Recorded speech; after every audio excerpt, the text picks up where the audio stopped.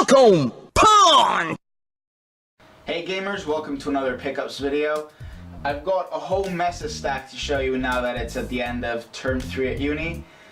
In fact, this stuff was meant to be on a game hunting video, but it was the first time that I was out hunting with my friend Pascalis, who I met through the Retro Game Society here at uni.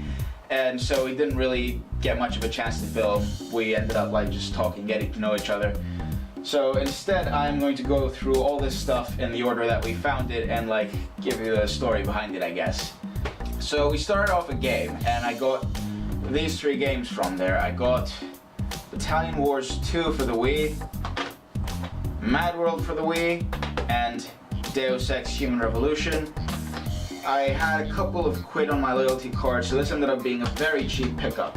And Battalion Wars 2 especially, I am very excited about because I love the Advance Wars games, but I haven't had a chance to play any of the Battalion games, which are the home console releases. So I'm very happy to have this in my collection. After game, we went to CEX, where I found Final Fantasy Tactics War of the Lions. It was ecstatic to find this because I absolutely adore strategy RPGs. And this one had the art card still inside it, which I think is a bit unusual for a used game find. So, very happy to get this for a good price. Then, we moved on to some pawn stores. I got Monster Hunter Freedom from Cash Converters. The next pawn store we went to had a lot of older titles like PS1 and Dreamcast games, but they were clearly picked through. We figured that someone else must have very recently gone game hunting in the same area, but it turns out that one of the employees at the store is actually a fellow collector. However, this turned out to be an advantage because he was nice enough to lower the price on Tomb Raider The Last Revelation for me.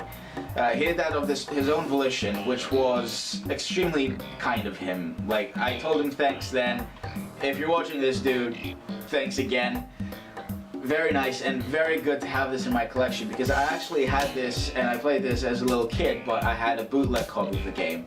And it's great to have the genuine article in my collection now. So after that, we went to Critical Mass, which is the local retro game store. Pascalis got Perfect Dark for the Game Boy Color, and I got Wipeout for the PS1 and Oni for the PS2.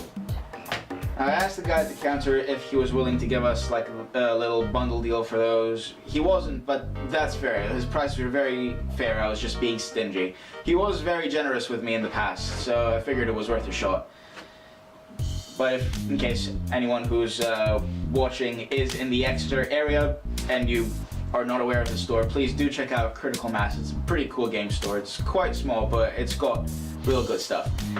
But yeah, I am really happy to have Wipeout in my collection because I absolutely adore the Wipeout series, but I had never played the original before, so happy about this too. So end of last term, I was an extra in video advertising at the university. So they paid me with £15 credit on Amazon, which I used to get The World Ends With You. This is still sealed. I'm not going to open this up, even though I do want to play this, because I've seen this go for quite a bit. I'm going to trade it for a used copy and a nibble, because I really do want to play this. I hear it's a very unique RPG by Square Enix and something that every RPG fan should experience, so I can't recommend it myself, but it's been very highly recommended to me. Next are a few eBay finds. I got Chrono Cross for the PS1, Black Label, for pretty cheap. I'm very happy about this because it's quite uncommon around these parts. It didn't get an EU release. I played Chrono Trigger last term. I got it for a very good price off Critical Mass last term. And so I really want to see how the story develops, how the lore continues, because I'm aware it's a different cast of characters, but it's set in the same world as first Chrono Trigger. So yeah, happy to have this, and also very happy to find 2 Pokemon boxes. This is Pokemon Leaf Green. It's got pretty much everything but the game, even the little baggie is still in there. And I've bought Pokemon Sapphire. This is just the box and manual. I've got a spare inlet tray and I've got Pokemon Sapphire loose, so this completes my copy of the game.